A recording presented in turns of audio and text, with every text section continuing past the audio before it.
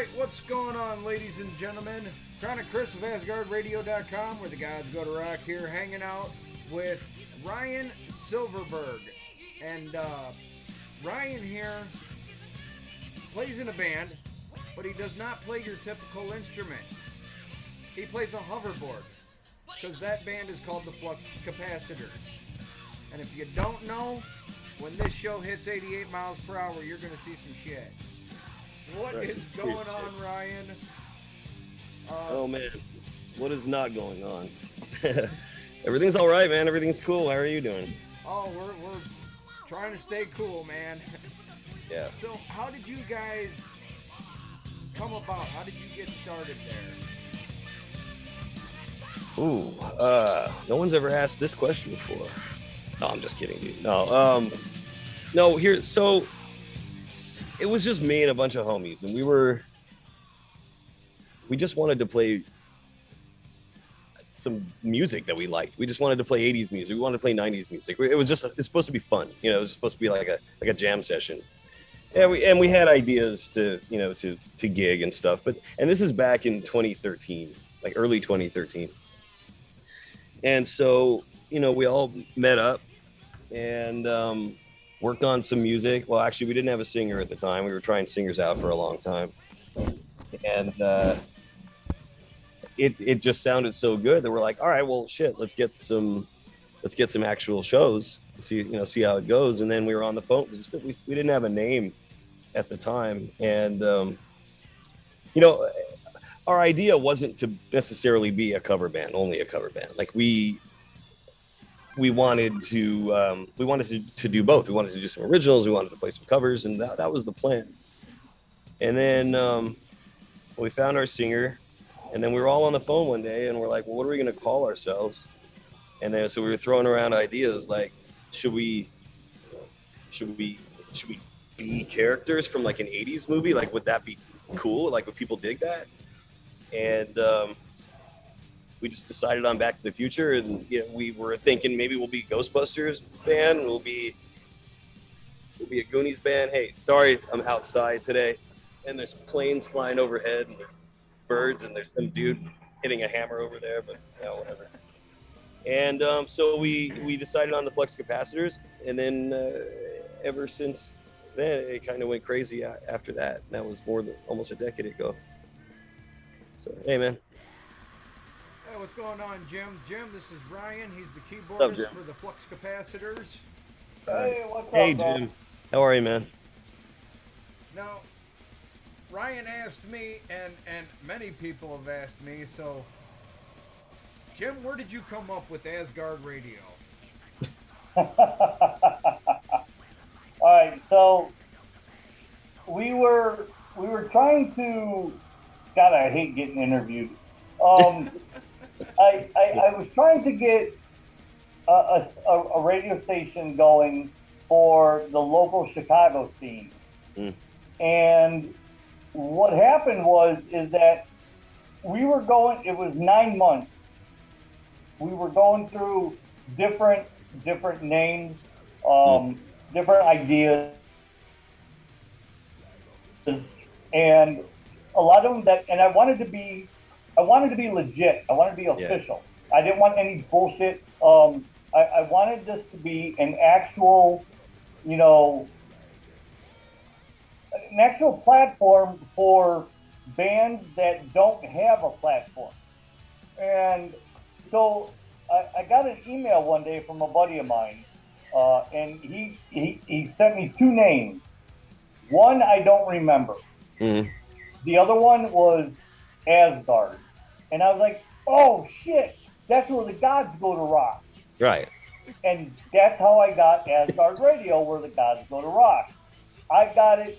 I went online. I got it trademarked, registered, copyrighted. I got all that shit done.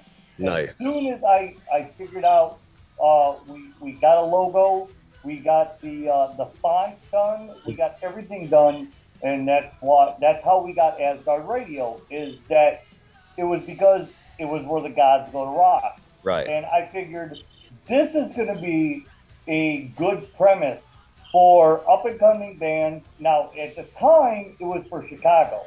But it was a good platform for bands to, send us music, help them out, and then all of a sudden, out of nowhere, 4 months into having the radio station, I got a band from Australia.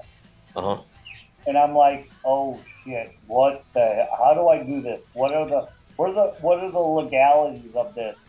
How do I, what do I do? So I went back to school and got my master's in international management, and here we are 12 years later and still going strong.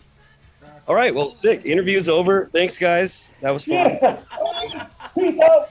See you guys. No. I still have 1,000,001 questions. Like, I'm just kidding. So you guys got to play at Stan Lee's 95th birthday. Yeah. What was that like? What is Stan Lee like? What was he like? What was he like? Yeah. Hey, Stan was awesome. Yeah, man. He's definitely immortal. Stan was an awesome guy, man. Super friendly, inspirational, just kind of happy all the time. The visionary. I mean, everyone knows the qualities that everyone clearly knows. But as a friend and as a person, he was just like a really nice grandpa kind of guy. Always wondering, what's going on and how things are going, and very motivating. He had this way of like getting people to follow their dreams and make shit happen, and it was awesome. For many years we still are the house band of Los Angeles Comic-Con, but before it was LA Comic-Con, it was Stan Lee's Kamikaze. That was the name of the convention. That's out here in Los Angeles. So he's been in our circle. He was in our circle for many years, even before we did his party. That was in 2018, I think. And we had breakfast with him several times, and dude, I got crazy ass stories, man. Oh my God. There was one time we were I'll just be quick on this one. Like we were playing an event in Palm Springs, California, and Stan was there, and it was like a Comic-Con kind of thing. And so my buddy and I, my drummer and I, like we're the ones in the band who like to get up and have breakfast. Everyone else just fucking sleep all day. They don't give a shit. So, but we're like, oh dude, breakfast buffet, we're gonna go get some. So, we go down to this like private VIP breakfast buffet thing, and we're sitting there, and Stan is having breakfast right here, and Lou Ferrigno is having breakfast right here, and Sam Jones, Flash Gordon, is having breakfast like right here. Oh my God, I would shit myself. It was like Stan, the Hulk, and Flash Gordon all having like eating eggs and bacon. I went up to the buffet and was scooping myself some, and Sam, Flash Gordon, he like took a whole wad of scrambled eggs and just like threw it like right on my plate. Like he was making my breakfast for me. It was pretty hilarious, man. The stuff we've seen and done are like just crazy, man. But I'm sorry. Go ahead. I'm sorry. I've had a lot of questions of obviously the name of the band. I actually was at work today. I'm a cook at a restaurant, and my boss goes, "Holy shit, I fucking know them." And dude. He was like, "You're serious?" I'm like, "Yeah, we got them tonight." And I don't remember because we were kind of busy today, but he was naming off songs of yours. And so how did this get started? I mean, obviously Flux Capacitor, Gen X knows. How did this come about? I mean, you guys do. I mean, obviously you were in the newest Ghostbusters. Well, no, we did the music for the video game for the new movie. The video game, right? So how did this come about to like, hey, let's play Back to the Future music?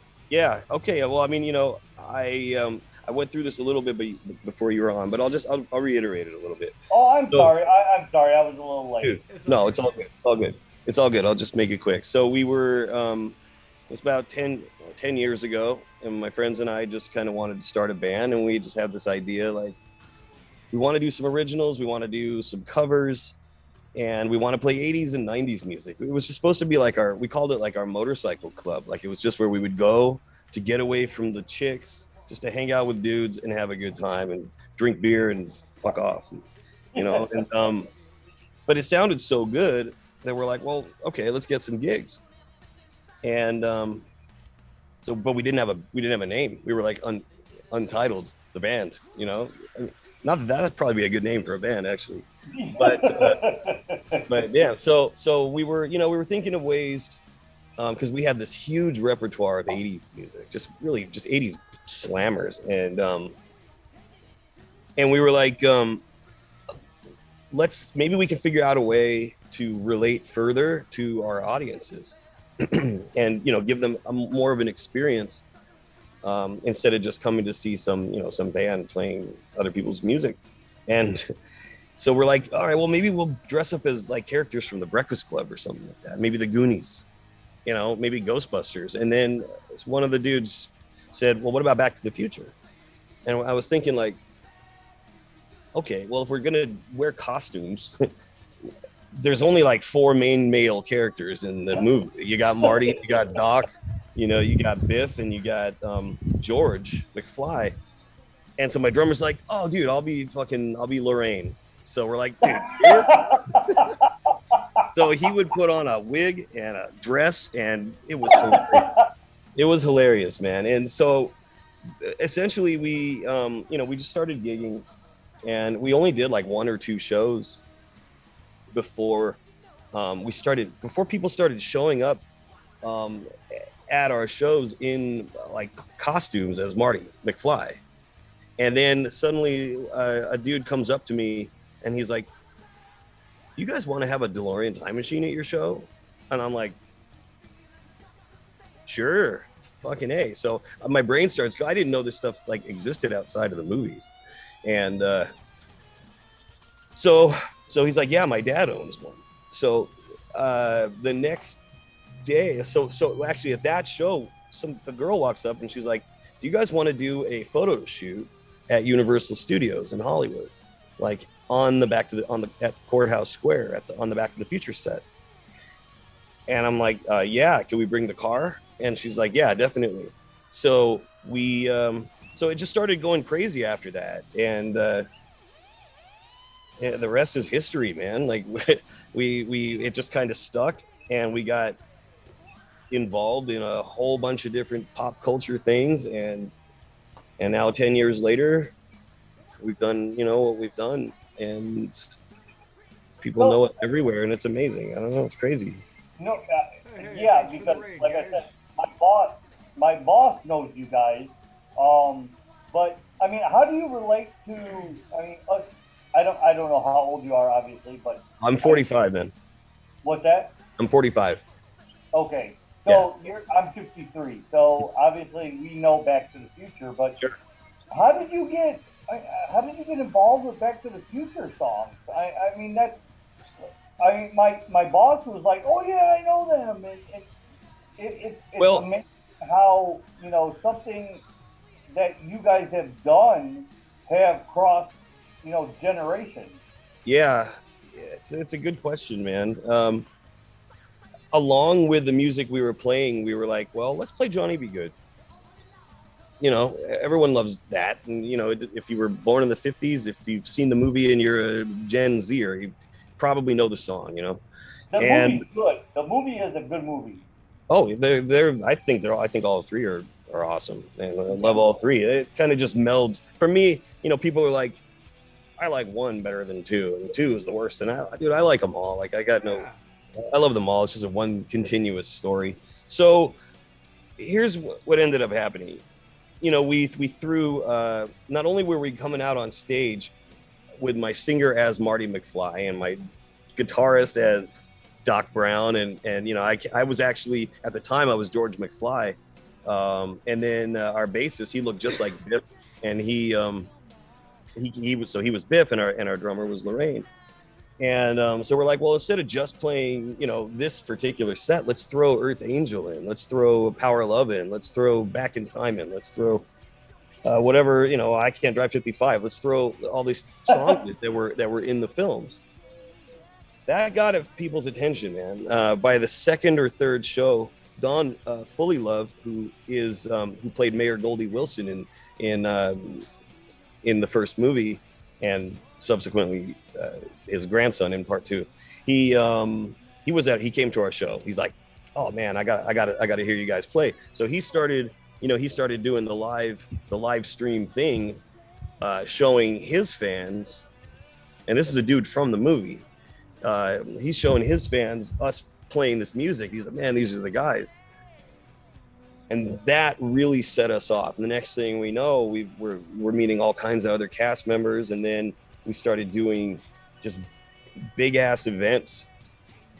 And then, you know, it just goes crazy. Then when 2015 rolled around, that was the 30th anniversary, essentially, of it was the 30th anniversary, but it was the world was like getting ready to celebrate when Marty arrived in 2015. So it was October 21st, 2015. So there were huge things going on, and there was a massive event out here called We're Going Back that was put together by my buddy Joe, who his team, I guess you could call it his refurbishment team, were the guys who fixed up the original DeLorean time machine, because Universal had it on the tram tour for a long ass time, and people were just taking parts off it. Right, they were taking parts, and it was destroyed. And so he and his team were like, we gotta stop this. And they linked up with Bob Gale, who's one of the co-writers and the executive producer of the trilogy. And Bob's like, yeah, absolutely. So they took it off the back lot at Universal and fixed it up for a year. And then my friend Joe, he's just Back to the Future crazy. Like, he's just the guy for Back to the Future. And he was putting together this massive 5-day event in 2015. And he had us perform there. And this was actually after we filmed Back in Time, but it was released. That film was released on the first day of this particular event. So, you know, when he found out about us, like, he came to our studio and he's like, okay, these are the dudes to play my event. And then, man, I don't know, it just went crazy. Like, during that event, we recreated the Enchantment Under the Sea dance at the same location that it was filmed at. So, you know, when Marty's up on stage playing Johnny Be Good and looking down over the crowd, and, you know, George and Lorraine kiss on the dance floor, we played that stage, and they had original props from the film that turned the place into the original look and feel. And you know, Leah Thompson was up on stage with us, and we did Earth Angel. We played that with Harry Waters Jr., who played Marvin Berry, you know, the dude who sang the lead singer in Marvin Berry and the Starlighters in the films. And you had her on stage with you? Yeah. Oh. He sang, and Jeffrey Weissman, who plays when Crispin Glover left, because he and the executive producer still have a beef to this day. But when he left after the first movie, this dude named Jeffrey Weissman took over, and that's why you kind of always see him in the background, or they hung him upside down, so you really can't see his face. That, you know, that it was a changed actor. But he got up on stage and he played guitar during that song, and it was crazy, man. And keep in mind, this was even after we had secured our spot in the documentary. which I think that's where you guys, saw us. Yeah, I'm a huge Back to the Future fan. And I actually just recently watched all three of them, and then the other night my wife was surfing and yelled at me, "Come here, you got to check this out." And it was Back in Time, and I'm like, all right, hell yeah, we'll sit down and watch it. And then about halfway through, they start talking about you guys, and I'm like, oh, hell no. I got to talk to these guys. I got questions. Yeah. Sure, man. And I'm filled with... Chris got a hold of me and goes, "Dude, we have to interview these guys. We got to get these guys on." Well, dude, what's a trip is that there's only two of us original members left in the band. Me and my guitarist. Yeah. In fact, pretty much right after we filmed the movie, our drummer Lynn, his name was Lynn, and our bassist Brian, they split. They wanted to go have babies and move to Atlanta, and that was that. So we ended up bringing our sub drummer in. He's been with us now since 2015. So the only ones who are left in the band that's from the original lineup is me and Brian, our guitarist. Tyler, our singer, he actually split to move back to Texas in the beginning of this year. So, it's still the same, the same fire behind us, but it's certainly not the same lineup that it was when we filmed Back in Time, unfortunately. Right. And you know what? We hear this all the time, especially the last 3 years. Yeah. That bands are redoing who they are. They're getting new people. Yeah. People don't want to tour because of what's going on, and we hear that all the time. So that's understandable. But I want to know, what came to your mind that, all right, let's do Back to the Future, let's do Ghostbusters, let's do all this stuff that came out in the 80s, that you guys want to do. How did that come to mind to you? Honestly, man, we just wanted to relate better to our audiences, and just do something funny and stand out from the other bands that might be, doing what we were doing. We've never been track based. A lot of, bands, a lot of our competitors use tracks and click tracks and stuff like that. Do. And, but one of our defining features was that we never were track based. And so me being the keyboardist, it's my job. I got three hands. I'll be doing percussion with one hand, and I'll be doing, something with this hand, and then I'll just flip over and I'll do something entirely different from this hand. So I can avoid needing to use tracks and stuff. So that was already a distinguishing factor for us, but we wanted to go one step further, and we just thought it would be funny, man. We just thought it'd be funny if you saw these characters that you performing, some music for you. And it feels like we were just in the right place at the right time. A lot of different,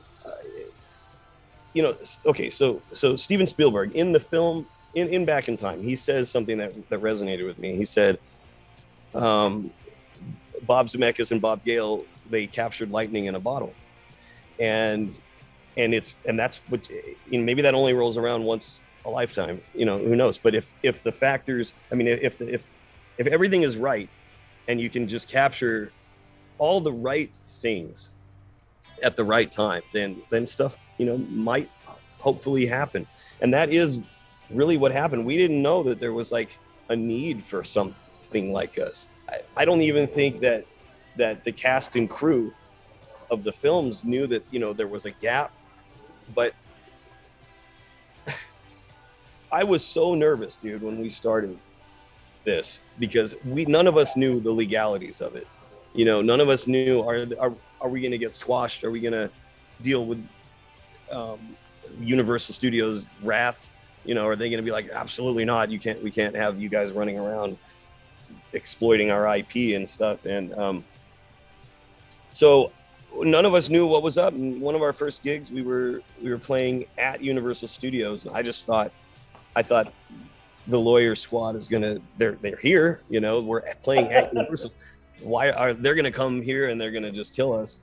But that didn't happen. Instead, we've just been so embraced by the studio. We've been embraced by the cast and the crew for so long that it it was a lot easier than I thought. And believe me, they're watching out. You know, I've seen other people around me, because the Back to the Future community is pretty diverse. And I've seen people who fuck around. Like, I've seen them get their asses handed to them. I've seen them be like, you guys can't do anything with our property anymore. Like, they can be real stiff. And so it was just a lot of different things. I mean, we were 1 second away from being a band that we would dress up like Ghostbusters. We thought that would be funny. But the problem with that, and we didn't know it at the time, the problem with that is that Sony, well, Columbia Pictures, and Sony owns them, they're okay with people doing stuff with the Ghostbusters property, but they're not okay with anybody making money from it. And we wanted to make some money from this. We're going to go out and gig. Like, we want to be able to charge people for their parties and stuff. And so if we had been the Ghostbusters band, we wouldn't have been able to do it. And so that was just another like coincidence that we weren't anticipating, and we weren't, it wasn't planned. But man, thank God we did the Back to the Future thing, because they all really took us in. And then when we got in the documentary, that really solidified, like, you know, everything, man. I can keep talking forever. So I mean, there are, in owning Asgard Radio, I know there are a shit ton of legalities that can come about of you know, music, remakes, and everything. How did you guys get around all that? How did you figure out, all right, we can do this, and they're going to go ahead and let us? Or did you talk to them and say, hey, we want to do this, and, you know, what do you want us to do? It's a really good question, man. Well, it was partly who we knew, who we had met, who were supportive of us. And the other part was that there legitimately was no real reason to fear anything when it comes to Back to the Future, at least not with what we were doing. There's only one trademarked prop from the films, and we put the props all over our stage. So when we're up on stage, we have a working flux capacitor with the lights flux capacitoring, and we have a Mr. Fusion up there, and we've got a little stuffed Einstein and a hoverboard, and Marty's Valterra Madrid skateboard. But the only actual trademarked item from Back to the Future is Mr. Fusion. That was the only thing that they actually came up with. Everything else, I mean, the DeLorean is just a car. All the stuff that was put in it, they collected from some junkyards out here. So it's like a driving junkyard. And so, you know, part of it is that we weren't really doing anything wrong. We also made a sort of a pact early on that we would never insult the brand. So we are not giving raunchy shows. We're not doing anything that's above PG-13 really on stage. That's super vital. Like, if we were out there running around being like this like X-rated Back to the Future band, we're gonna get shut down like in 2 seconds. So everything that we've ever done is complementary to the brand, and it keeps it going. And so, and there's, like I said, there's a big community of people in the world who really keep Back to the Future moving. People who own time machines, and people who you know, put on festivals, and then there's us. And so I think that you know, in the very beginning, the studio really just looked at us like a way to keep the, you know, the spirit alive. But then when we started meeting the cast, when we started meeting the crew, it became clear that we're cool. In fact, maybe like 2 years ago, I don't remember how long ago it was, maybe a year ago, I think, is when the musical came out in London. There's actually Back to the Future the musical. It's a big deal. And it's produced by Bob Gale, it's produced by Bob Zemeckis, and Alan Silvestri did the music, so it's it's a real legit thing. And in the program, one of our friends was like, "Do you guys know that you're like listed here in the program for this thing?" I'm like, "What?" So he sends me a photo, and it says, it's from Bob Gale, and he was given this like little thing called Bob's Corner or something in the official program for the musical. And he said, we're so honored that that our extended fan community has been able to keep the spirit alive, with bands like the Flux Capacitors and stuff like that. So he's always been on our side, and really what it comes down to is whatever Bob says goes. He is definitely the gatekeeper of the Back to the Future property. Right. So if he tells anybody these guys are good to go, you don't get screwed with. So you really want to be friends with Bob. Oh hell yeah! And the Back to the Future community, I mean, it truly is worldwide. I believe it's either this weekend or next weekend. They're doing a thing down in Nashville where they're showing the movie on this big, huge, giant screen, and they're having an orchestra right there doing the music along with the movie. Sick. Yeah, dude, I've seen that kind of stuff, man. It's alive and well. Yeah, it's alive and well. I would like to go down to it, but I found out about it on too short of a notice. Sure. Well, it'll just be a matter of time before it shows up in your area. Right. I'm sure. I'm only an hour and a half from Nashville. So you just don't have tickets? Just didn't have tickets and didn't have it planned out. I didn't know about it. Like literally when I emailed you, I was watching Back in Time. And then at that same time, I looked it all up and found out about the show down in Nashville. And I'm like, oh, shit. Maybe if I'd have known a month or a couple weeks ago, I would have had some time to plan it. Sure, man. Well, I'm full of all kinds of information for Back to the Future fans. If you have any crazy questions, I probably have the answers. No, I'm just astounded that, from Back to the Future to, you guys, that is, that they allow, you to do what you guys do. That is one of the, most prominent movies of my era. So, it's never happened before. This has never happened. It has a film embracing a band that has nothing to do with the original production has never happened before. Not the way that it happened with us. It's definitely a first. That it has not have happened. Until now, I got to say from Pinball Wizard. That popped in my head a second ago. Yeah. Yeah. But the Who, I mean, they did that. That was intentional. I mean, that was a Who movie. Right. Yeah. Yeah. From Pinball Wizard to you, I have never seen a musical adjustment to anything that has happened in history. It truly is crazy. I know. I think about it every day. Literally, how did you guys do it? How did you say, look, we're going to do this, and they were like, yeah, okay. We got heavily involved in like pop culture conventions. That was in fact one of the first big time things that came our way is various Comic-Cons and stuff. And we had to go through a whole chain of experiences in order to become as legit as we did, and through that kind of those experiences we met a lot of people, and very tenacious, man. Very tenacious. Like, we were the kind of band that never gave up.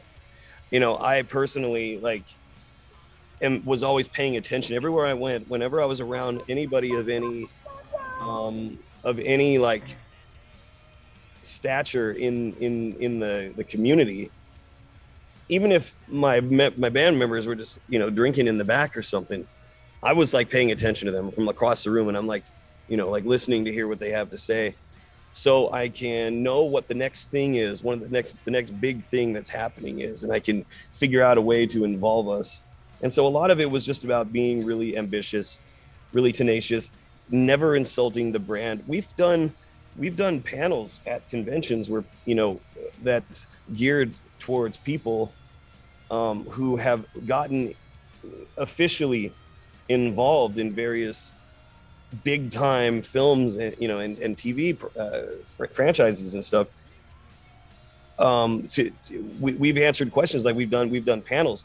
People are asking the same thing that you're asking, like, how did you do it? And all I can really say is it takes, you have to be on your toes all the time. You have to never do anything wrong. Everything you do has to be just top notch, and everything you has to do you do has to be done with care and with love and with respect to the original thing. And the rest of it is I mean, okay, there's skill involved. You got to be a good player. I think we sound pretty good, but Yeah. you got to be you can't give up. So, all right. So, see, being a internet radio station, we don't have FCC, but we do. I have always tried to go to the Seascape, Askip, BMI not so much because they're a little bit bigger than we are, but Seascape they hit us up all the time. So with you doing that, We've never been. and then the Writers Association, going saying, tell me, hey, you got to pay us more because you played their music. How do you get around that? I mean, I'm literally, how do you get around that? Because I can't. But well, we pay our ASCAP and BMI fees every year, but that's not even that's like that's a contingency for us. It's like not even something we really need to do. We do it to continue being as respectful as we can. Even when we just did it was in November, Sony Interactive reached out to us to do the title track for the Ghostbusters Afterlife video game. And they had this idea for putting Somebody's Watching Me by Rockwell from 1984 in the game, because there was a cameo of a character, of a ghost, very briefly on the screen in the film, but was pretty prominent in the real Ghostbusters cartoon in the 90s and the late 80s, named Bug-Eye. It was like a purple blob with like a big huge eyeball. Jesus Christ. And they're like, we think it would be great if Somebody's Watching Me is in there, but what we want to do is make it more cinematic, a little more metal, less, it didn't have to be so 80s, new wave style. And even with that, I mean, granted, Sony holds the license for the original song, but even for that, we didn't even need to jump through any hoops. We just were able to just make it. Yeah, we were just able to make the song. And dude, I can't, some of this stuff I can explain, and some of it is just not, you cannot quantify it. Like, we can't, I wake up every day wondering how we've done the shit that we've done.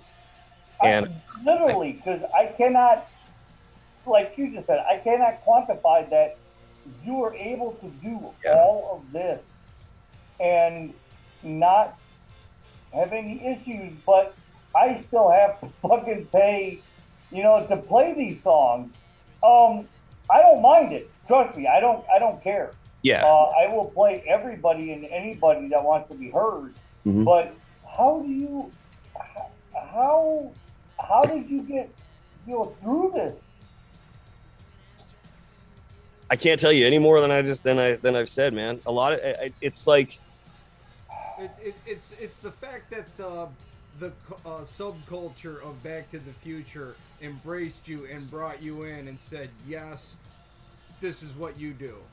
it was highly dependent on that, and I think a lot of it has to do with the movie, because at this point it's been, it came out in 2015. It was on Netflix for 3 years. It left Netflix in 2018, and then it moved over to Hulu. It moved to Amazon. It moved to YouTube Movies, IMDb channel, and it's just been seen all freaking over the place. And so we've essentially had this 24-hour commercial running for years, for almost, for 7 years almost. And at this point, I mean, I just have to imagine millions of people have watched it and know who we are. And so I think a lot of it has to do with having gotten in that film, because it's like, okay, well, shit, if they're allowed, if they put him in there with Steven Spielberg and they put him in with Huey Lewis, I mean, maybe they're untouchable. I don't know. I don't know. I mean, we've never had a problem. We've never had any problems. Never, not even one. That's fucking amazing. It is. Never had a problem. Believe me, if I was looking at it from the outside, I'd be feeling the same thing, and I could still like detach half my brain and look back at our situation and be like, is this real? Like, it's still, like, even to this day, it's like, I don't know if it's real. Like, I'm gonna wake up and it's gonna be like, 13 years ago, and none of it was true, and I'll be like really depressed. But now, and you've been able to perform with a whole bunch of different artists. Did they come to you and be like, "Hey, can we come up and join you?" I mean, Tiffany, Run DMC, Dramarama, Oingo Boingo, Wham, Wang Chung. Yeah. I mean, this is a list. It's a list. It's a list, and it's and we've played with Run DMC now 3 times, maybe even 4 times. Yeah. That, to me, that one was the coolest, because the first cassette I ever owned, it was like 1986, and I don't know, I was probably, I guess I was about 10. First cassette, I was skating and shit, like, and the first cassette I ever owned was Raising Hell by Run DMC. That was it. That was like the first thing. It was like the Beastie Boys, Run DMC era, and played the shit out of that. That was my, it was just one of my first loves as far as music. And I mean, I've always been a metalhead and whatnot, but I always loved Run DMC. And 30 years later, they're like, all right, they're gonna play with you on stage. You guys are gonna do It's Tricky and Walk This Way, and we're like,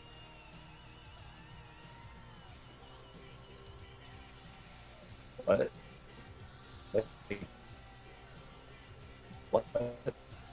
It's crazy. Yeah, man. We had mega platinum hits in their day, and dude, it never stops. It never stops. Like, the crazy experiences just keep on coming. Yeah, they just keep coming. I agree, because my first few albums for when I was young was Motley Crue, Ozzy Osbourne, and then my mother bought me Billy Joel's Last House, trying to steer me from the heavy metal. Little stray. Then I went to Motley Crue, and then I went Run DMC and Fat Boys. Nice. And the 80s were just fucking awesome. They were. And yeah, they were. They actually were. They really were. All right, so let's completely go off subject here, off music, off everything. What do you do when you have downtime? What is your go-to other than writing music, playing music? What is your go-to to just get away from everything? Dude, I wish I had an answer for that, but I don't really have much downtime. It's pretty much Flux like 24/7. My downtime is Really? just getting home. Yeah, I mean, during the pandemic, okay, I do a lot of stuff, man. I do a lot of crap, but it all has to do in some degree, to some degree, with the band and with the stuff that we're involved in. And another thing I do, I have a production company, and we do production and stuff for immersive events and things. So I got business partners with that, so that takes up some time. I've got a I'm a digital artist by trade. I've been a Photoshop guy since 1990, and I've been a 3D artist since '96. So, and just recently, I decided I want to put out a solo project, and so that's up on YouTube. It's this horror story thing. It's pretty badass. Um, that keeps me busy. So if you sent me all your information, if you sent me your information, and I had bands looking for, local independent bands looking for um, something, a logo Yeah, or something for a video, uh, you would be up for that. yeah, I can certainly do that, man. In fact, I haven't had my well, before we started Flux, I was just for money. I was just doing people's websites and doing their logos and their photo edits and all the same stuff. Every designer doing their promo videos and things. But when we started Flux, I sort of abandoned that. So for a long time, I haven't had my own website, my own infrastructure to market myself as a designer. Only until like the other day, I just was like, you know what, I'm gonna just do that. Just put something up in case anyone needs anything. So I've been working on that site for the past few days.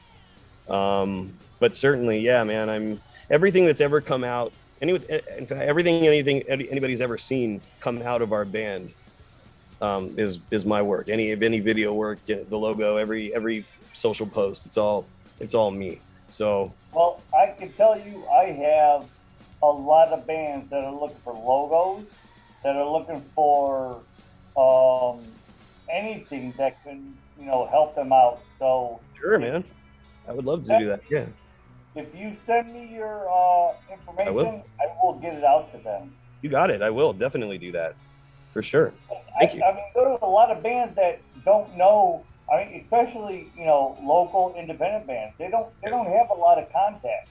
No, they don't, and that's that's something that I work with people with to create content, um, give them something to help themselves stand out amongst their competitors. I mean, I did it with Flux, you know, and Well, so I will definitely get bands to you to help them. sweet, Um, man. I would love to do that. That sounds great. because like I said earlier, I started Asgard for Chicago bands, and now that we're worldwide, Yeah, I would love to have somebody to help these bands to, you know, have a logo, have some sort of social media content, sure. and you can help them. That would be just fucking awesome. I definitely can, and that would be super fun. I'll send you whatever information you need when we're done here. Yeah, absolutely. Yeah, absolutely. So, Okay. all right. So, But yeah, go for it. Just let it rip, man. If there's anything else you guys want to know, just shoot. So where can our people out there find you guys on social media? On social media, on Facebook, at you can just look up the Flux Capacitors. You'll find us. It's facebook.com/Flux Capacitors Band. On Instagram at Flux Capacitors. If you just go to Google and type the Flux Capacitors in, we're the first things that pop up. You'll find us there. They have a Uh, website. Yeah, we have a website. It's www.thefluxcapacitors.com.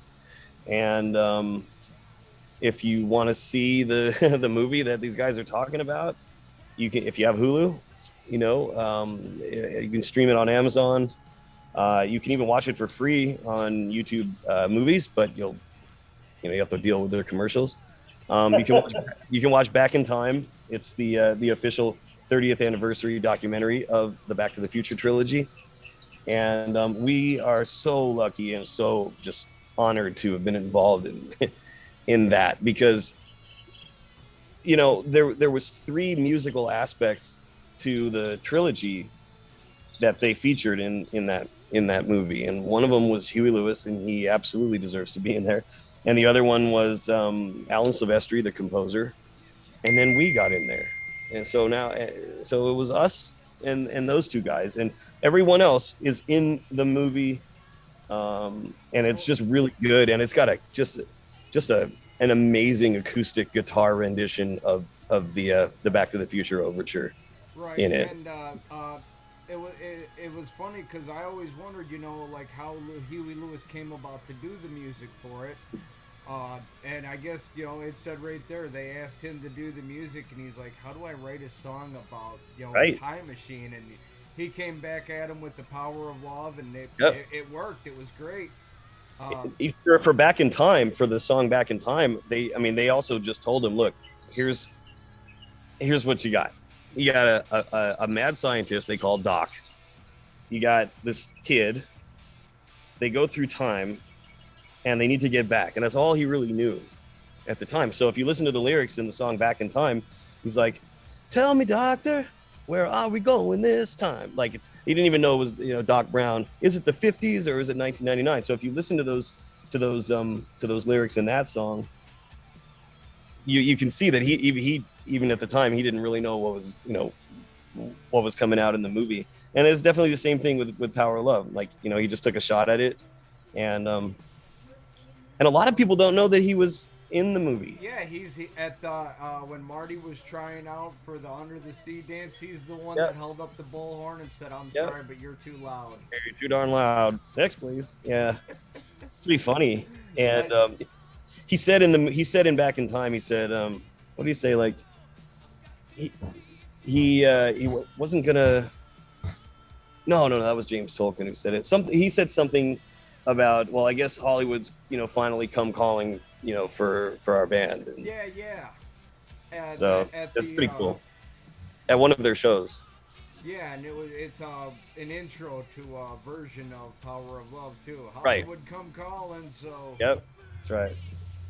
And now he lives in Montana. He's got a big ranch in Montana. hell yeah. It's pretty cool. Yeah. Oh yeah. And so if you want to hear us, you can if you can go to the iOS or the Android store and look up Ghostbusters Afterlife Scare.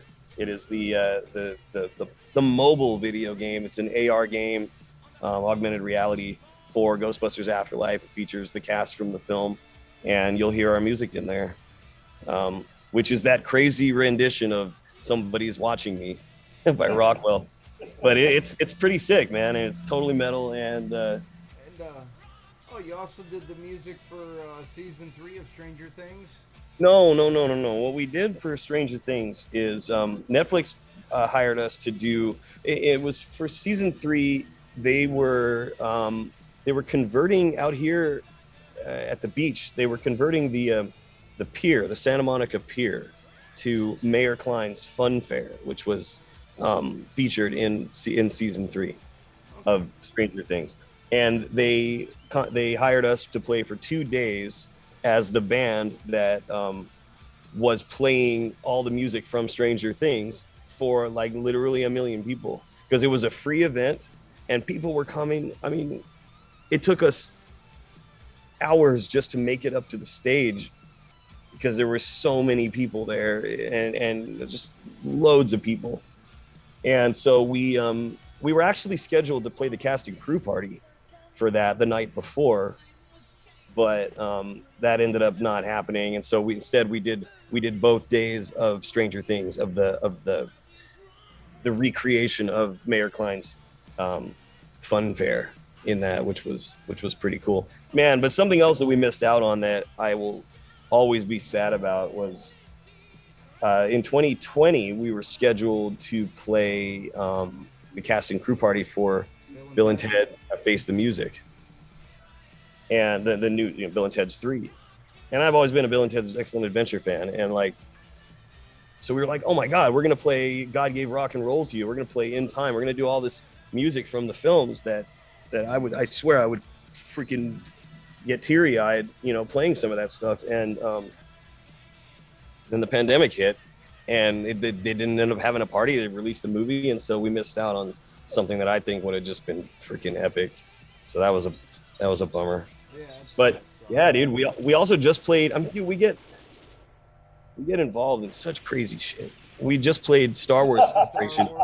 Yeah, we just played Star Wars Celebration, which is the biggest convention for Star Wars, put on by Disney and Lucasfilms and Reed Pop, and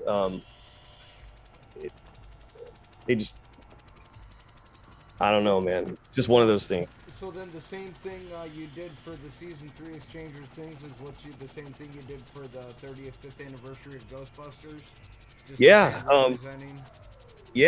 it was us, and well, this was actually at Sony Studios, so it was us. They brought us in, and they brought Ray Parker Jr. in to play the Ghostbusters theme. So we were there with Ray, and we.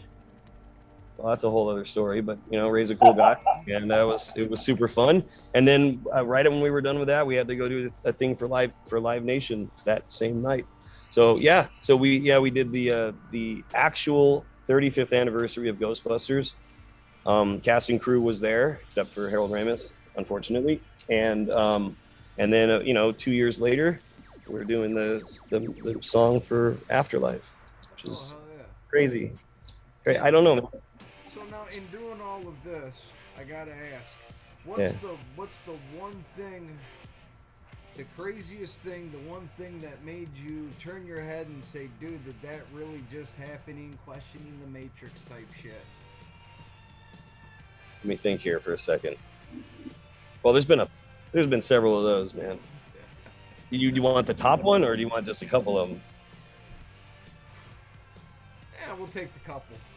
Okay, well, let's see. Out here in Los Angeles, there's a museum called the Peterson Automotive Museum.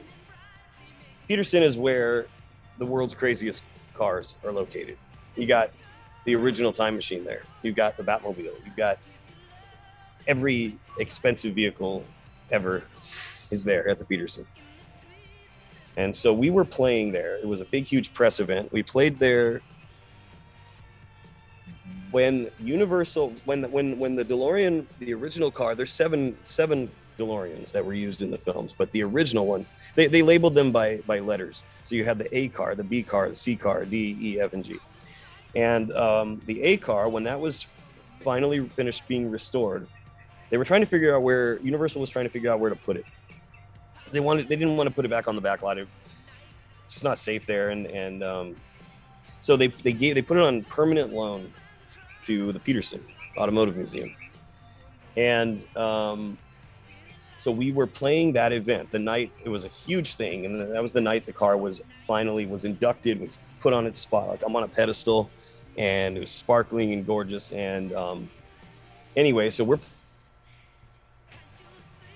playing music, and my keyboard was literally this close to $350 million Mercedes. And we didn't have to provide insurance or anything. And, it wobbles around and stuff, and I just couldn't believe it. And I'm trying to move it away. That's just a weird ass thing that happened. I just couldn't believe that they didn't put a barrier between us or have us move a little bit away from these, super expensive cars. But no, let me think of some other ones. We've had, something great is we're the first band to have ever performed the Pokemon theme with Jason Page, the original singer. Now, I'm older, you know, I didn't grow up with Pokemon, but you know, I know a lot of people who did. And before we played that live for the first time, I did some research because I'd never even seen it before. I'd never even watched the show before. Dude, I'm 53. I don't even know what Pokemon is. Yeah, I mean, it was the same thing, except that we're so heavily involved in like the Comic-Con culture that, you know, practically everyone we bump into is intimately familiar with all of that stuff. And anyway, so I had to do a lot of research. I wanted to put myself in a mindset and be like, all right, if I was 10 years old when this came out, it was like Garbage Pail Kids for the kids, who were younger. So I was like, you know what? I actually would have really freaking loved this if I had seen this as a kid. So I put myself in that mindset, and the song is really great. Like the song is actually really badass, very well made, and it really rocks. But I didn't know how well it was gonna go over with the crowds. But when we went out there and played it with Jason, and I mean, 2,500 people were just losing their minds, man. There's been a lot of crazy moments that, I mean, we played a cruise. We did this Comic-Con cruise, and we're there. The cast of Stranger Things is just there on the boat with us, and Walking Dead just on the boat. Guardians of the Galaxy are all on the boat with us, playing that stage for the Enchantment Under the Sea dance. Mind blowing. You know, I have a first person memory of exactly what Marty was seeing, looking down over the crowd. I was there, and I physically played that same place. It's a church, actually. It's a church in Hollywood. You would never know. It's just this unassuming place, but you walk in and you're like, oh my God, I've seen this before, you know. Even in the area where when he's running out the back door, and and George and Lorraine stop him, and they're like, Marty, that was very interesting music. And he has, she's like, Marty, what a nice name. Thanks for everything, Marty. That whole scene, that is literally part of the back, that leads out to the parking lot, that area. So, so you see these places, and it just feels so familiar, because you've been there a million times watching the movies, but to see it in person and be performing there. And then another one, man, we filmed a commercial for Back in Time, actually, at Courthouse Square, at Universal Studios. So this is Courthouse Square is the name for the Back to the Future set, with the clock tower and everything. And when we were there that day,